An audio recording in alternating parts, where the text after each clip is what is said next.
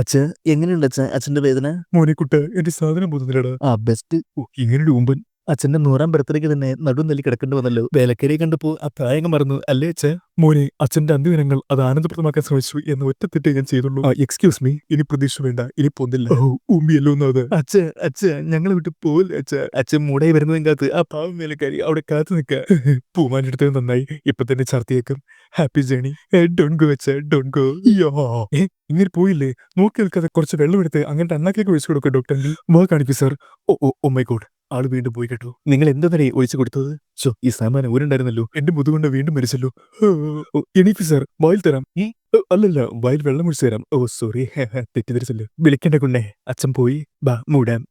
ഇതിലെന്തൊരു നനവ്, കള്ളക്കളവൻ. എടോ, നിങ്ങൾ മനുഷ്യനെ വടിയേക്കാതെ എവിടെയെങ്കിലും ഉറച്ചു നിൽക്കണോ മക്കളെ? എടാ, നമ്മുടെ വേലക്കാരി എത്തിയില്ലായിരുന്നോ? ഊമ്പ് മെയ്ത്. എടോ ഇങ്ങനെ കാമപ്രാന്തെങ്കിലും അവസാനിപ്പിച്ചാടേ. Let me touch. Sorry, let me look. Sorry guys. ആള് again വീണ്ടും ചത്തു കേട്ടു. ചത്താലും ചത്തലും അതിന്റെ മൂട് ഇന്ന് 3 മണിക്ക് അടക്ക്. പറി.